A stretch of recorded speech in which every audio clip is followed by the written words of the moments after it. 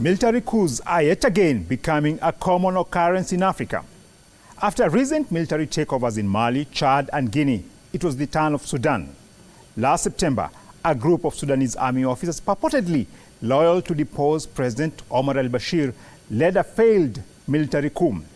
Now this is how the national TV announced the unsuccessful coup. تمت السيطرة فجر اليوم الثلاثاء 21 سبتمبر 2021 على محاولة انقلابية فاشلة قامت بها مجموعة من ضباط القوات المسلحة من فلول النظام البائد. Welcome to this week's edition of Africa Today, a program which gives you an alternative view on events taking place in Africa.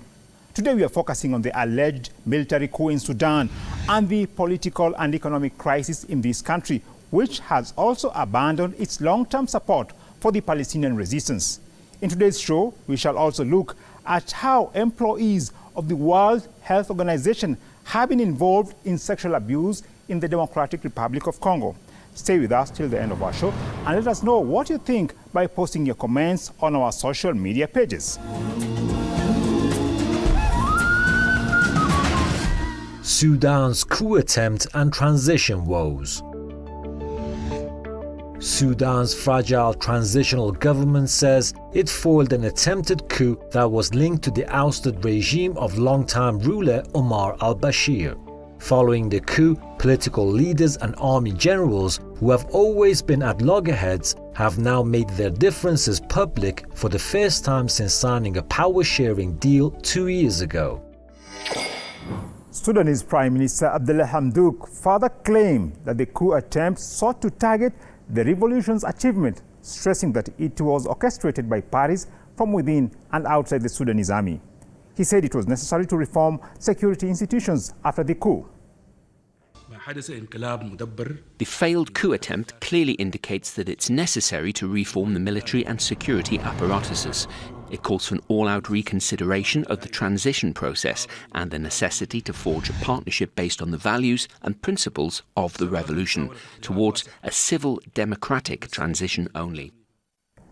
Well, for an incisive analysis on the coup attempt in Sudan, we have contacted Abayomi Azikiwe, the editor of the Pan-African Newswire. He has traveled extensively in Africa conducting field research on political economy. Thanks a lot for your time, sir. Now, first, tell us what, in your opinion, was the reason behind the recent coup in Sudan? Well, according to the government, they were people who were loyal to the former regime of President Bashir. There's questions about who was actually involved.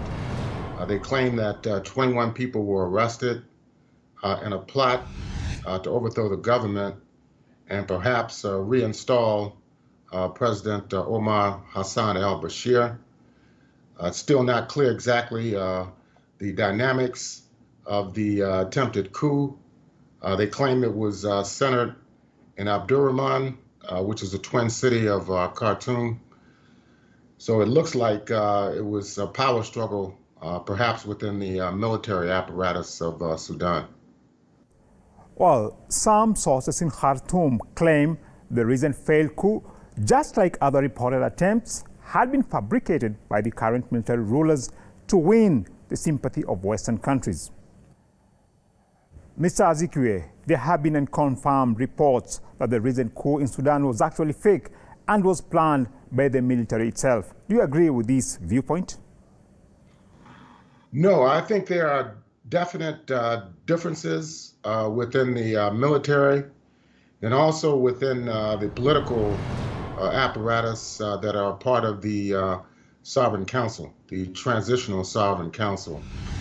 I believe that there are sharp disagreements over fundamental issues involving the composition of a potential legislative council, the question of Sudanese relations with the United States, relations with the State of Israel, and also its relationship with some of the states that are heavily allied with the United States and Israel.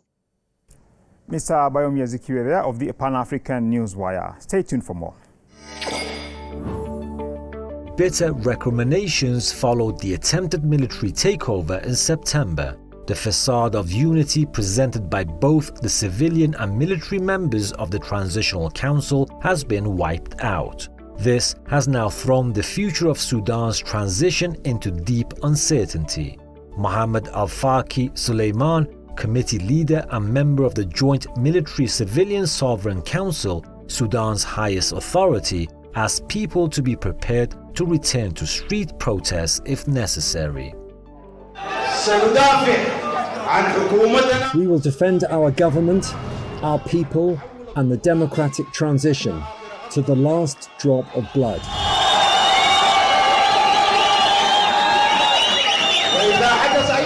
And if there is any threat to the democratic transition, we will fill the streets and be at the forefront, as is our responsibility.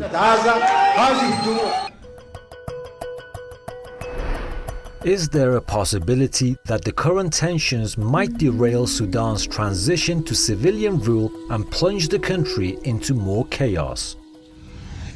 It could.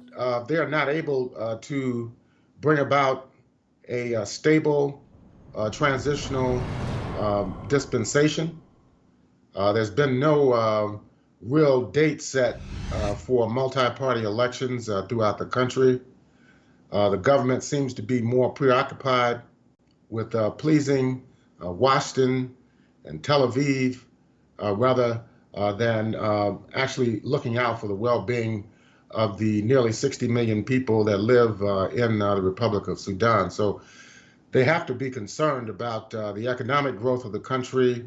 They have to be concerned about bringing a myriad of political parties and mass organizations, civil society organizations, into the political fold inside the country. They've been negotiating with these various rebel groups from Darfur and from the border areas. Some of them have committed to a political dispensation and others have not. So it's going to be a struggle going forward in order to achieve real stability in Sudan. The people of Sudan have suffered immensely following their country's separation from South Sudan. The armed insurrections in several parts of Sudan, especially South Kordofan, Darfur and Blue Nile, have their roots in the decades of conflict between the Khartoum government and the southern regions, which ultimately led to the secession of South Sudan in 2011. The situation in the country is now getting worse since the overthrow of Omar al-Bashir in 2019. A Sudanese citizen here vents his anger over unfulfilled promises by the current rulers in the country. كل مرة وعدونا المرة الأخيرة جونا هنا قال في وفد من مجلس الوزراء جاء هنا قاعد معانا وقالوا عندكم مطالب حقيقية والمركز حيجاوب مع قضاياكم إن شاء الله هتتحل مشاكلكم كده.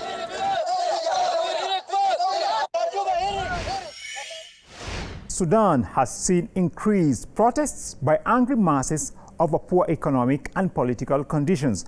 What's really happening in Sudan right now? Perhaps it is the inability of the Transitional Sovereign Council to meet the needs of the Sudanese people. They have to, in fact, resolve these issues politically. They tried to link the protests in the eastern part of the country to the attempted coup that took place several weeks ago.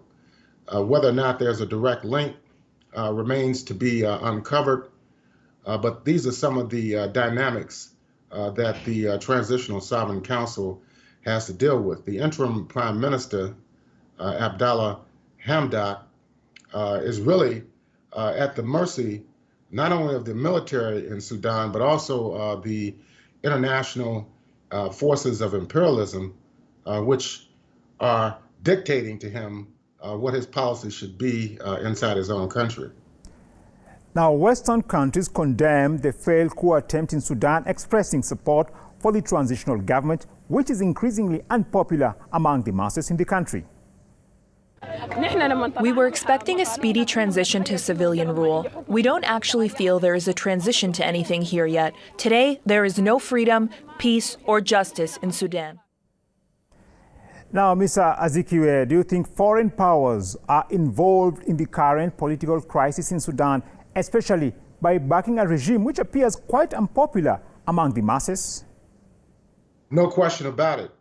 The United States pressured Sudan under the previous government of President Donald Trump to normalize relations with Israel. They also required that they pay millions and millions of dollars in restitution for terrorist acts that were carried out.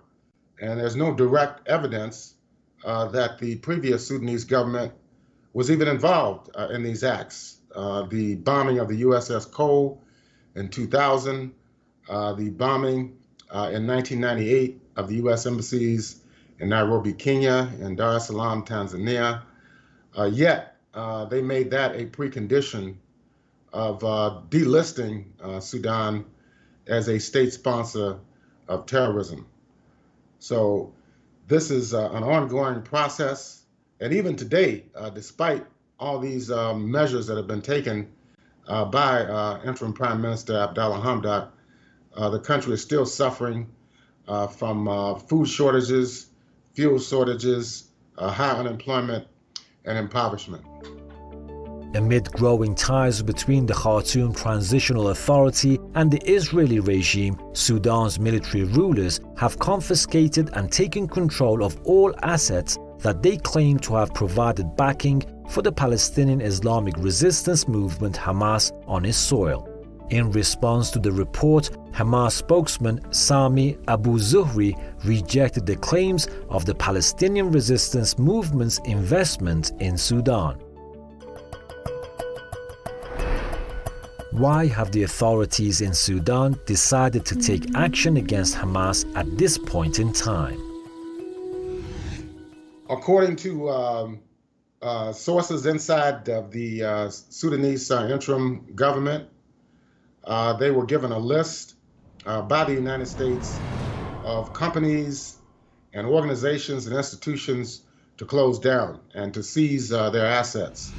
And that's exactly what they have been doing over the last several months.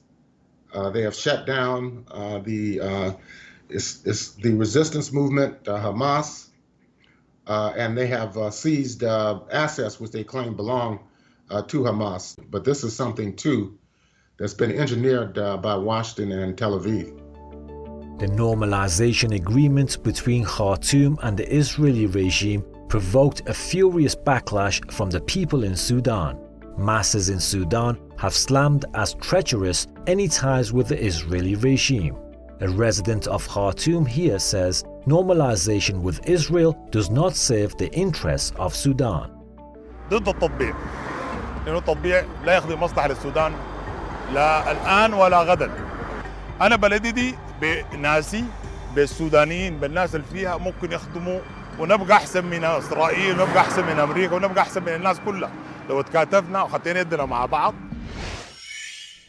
Now, our last question to you. Clearly, the move by the regime in Sudan to seize Hamas-linked companies is a betrayal of the people of Palestine. What's your take on this?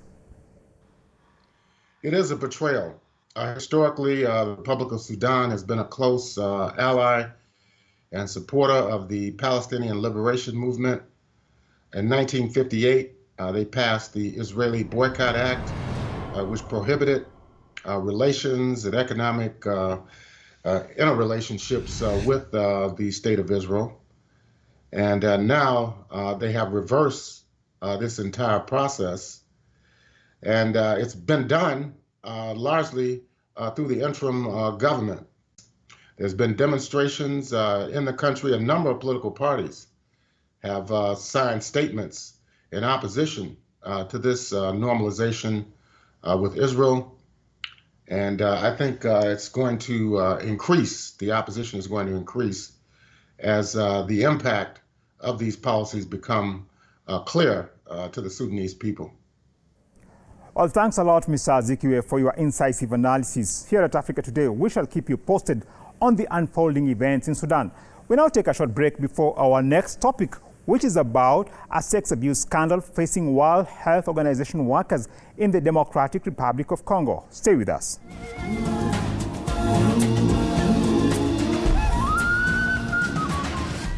WHO scandal in the DRC.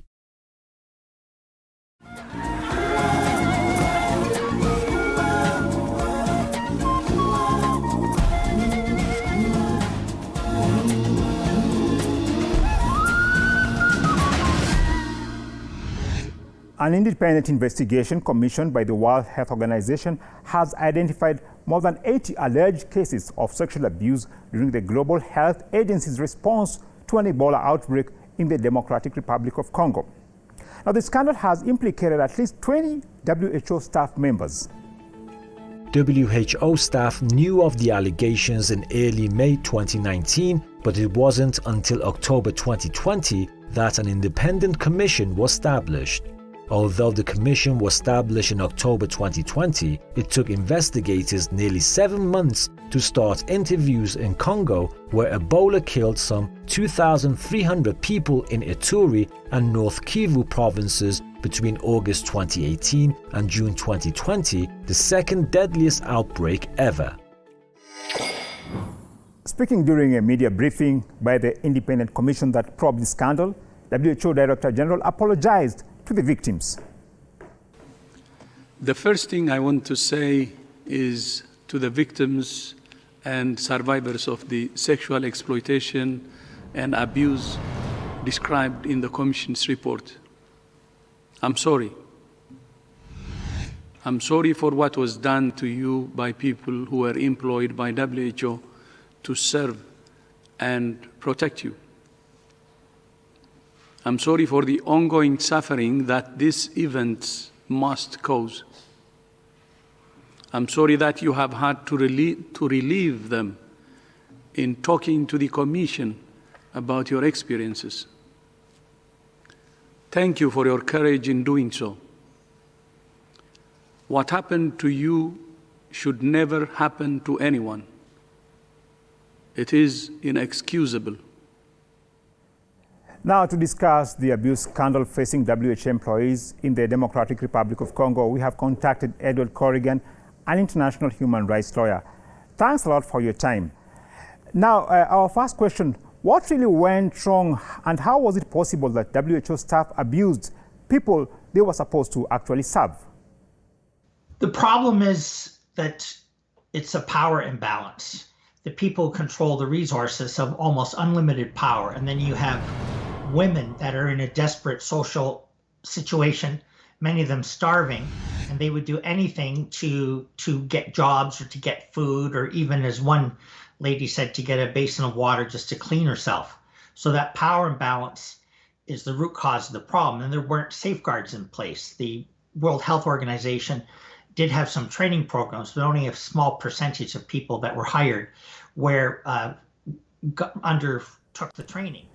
Now, although the Commission recommended that reparations be considered for the victims, that's unlikely to happen in the UN system. The co-chair of the Independent Commission urged the WHO to consider compensating the victims.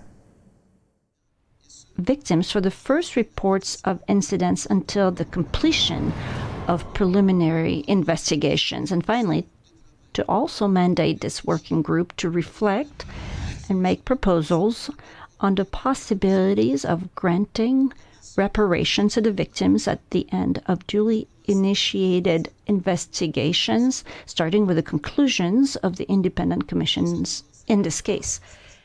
Now, Mr. Corrigan, do you think the WHO will act on recommendations of reparations or compensation to the victims of the abuse scandal?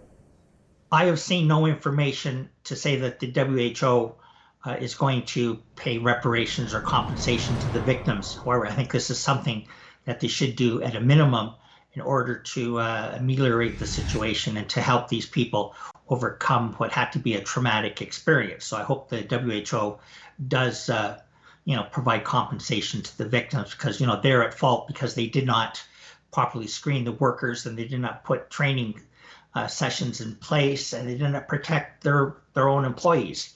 And people that were volunteering or working with the WHO, and that is grounds for that they should pay for some sort of reparations and compensation. The abuse scandal in the DRC raises serious questions about the WHO's top leaders and why they were unaware of the extent of the problem. The WHO Director General, for example, visited Congo 14 times during the Ebola response, while other staff made even more visits. This abuse scandal clearly points to deep flaws in international humanitarian operations. The WHO Director General has also admitted that the organization needs to regain the trust which has been dented by the Congo abuse scandal. And ensure more effective human resources processes. Already, we have taken several steps to improve our HR practices in recruitment, onboarding, induction, and training. We will also take steps to integrate standards of behavior relating to sexual exploitation and abuse in performance management, starting with leaders and managers. How have these cases of sexual abuse affected the credibility of the WHO in the DRC and across the world in general? This is definitely going to hurt them. And it also, I think, hurts some of the other organizations, including work from the United Nations and peacekeeping forces. And people should be aware that this problem is unfortunately quite common when you have such a power imbalance between the people who control resources and demand sex and those who are desperate to get some sort of employment, even food, water, whatever. And this is not going to help the WHO. But as I said, World Vision, UNICEF, other medical organizations, and certainly peacekeeping operations have experienced the same problem, and they should be aware of this, and they should take measures to safeguard the women and young girls and anybody else who is subject to exploitation and abuse. The investigating commission recommended that WHO imposes disciplinary action on those who fail to report potential sexual exploitation and abuse incidents. Now, Mr. Corrigan, what other measures should WHO take to prevent such incidents from recurring in future? Well, they have to send a strong message that if you rape people or you abuse your position, that you're going to be prosecuted to the full extent of the law. They also should have proper training sessions in place for people so that they're aware of these rules and regulations, and that they have to be sensitive to respecting the people that are working with them.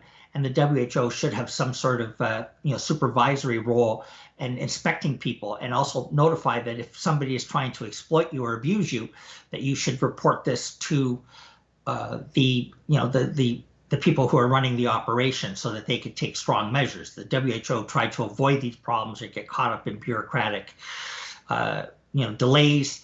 And they also were, overly concerned about, whether or not these reports are in writing and that they were true. But they were trying to avoid dealing with this issue head on. But now that it's become public, and they should be aware this is unfortunately not an uncommon problem, and they should take strong measures to prevent it from ever happening again. Thanks, Mr. Corrigan, for your input. We do hope that serious action will be taken to stop this wanton abuse of African people by these so-called international aid workers.